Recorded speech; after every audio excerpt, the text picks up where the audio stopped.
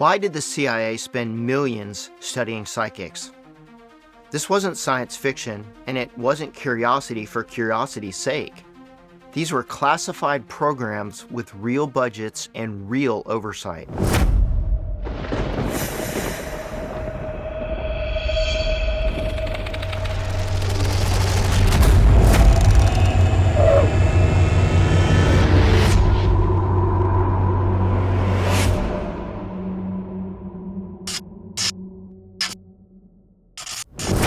Welcome back to the Curiosity Files. If you're new here, my name is Larry Flaxman. I'm a best-selling author and paranormal theorist. I investigate fringe science topics and unusual claims, but I don't start with belief. I rely on hard data, documented programs, and historical records to understand why these ideas were taken seriously. During the Cold War, intelligence agencies worked under a very simple assumption. If your adversary might try it, you can't afford to ignore it. Both the United States and the Soviet Union were worried about the same possibility, that human perception might extend beyond the senses that we normally measure, not in a spiritual sense, but in a strategic one. That concern led the CIA to fund what later became known as Project Stargate. Their goal wasn't mystical, it was actually very practical.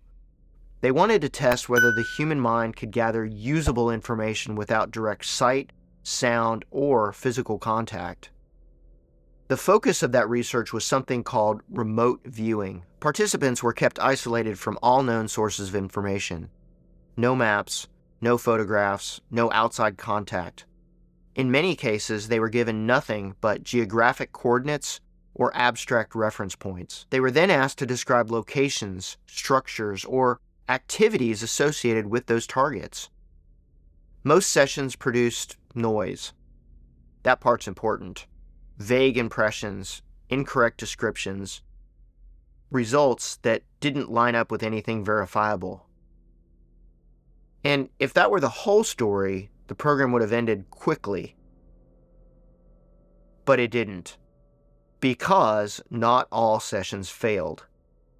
Some of them produced specific details that matched real-world targets, geographic features, structural layouts, activity at locations that the participants had no way of knowing about through conventional means.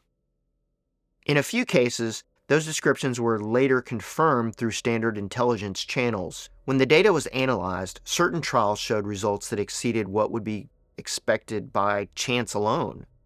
Not consistently and not reliably, but often enough to raise eyebrows. Officially, the program was shut down because it lacked consistency and it couldn't be relied on for operational intelligence. That's the explanation in the public record, at least. But there's another way to look at it. Partial success creates a problem. If something never works, it's easy to discard it. If something works every time, it becomes a tool. But if something works only some of the time, it creates a risk. It requires control, oversight, secrecy, and explanations that no one is prepared to give.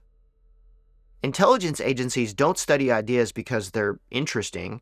They study them because they might offer an advantage. If a method provides even a small edge, it gets funded. If it raises questions that complicate accountability or command structure, it gets buried. Now, that doesn't mean that remote viewing was proven. It means that it wasn't easily dismissed.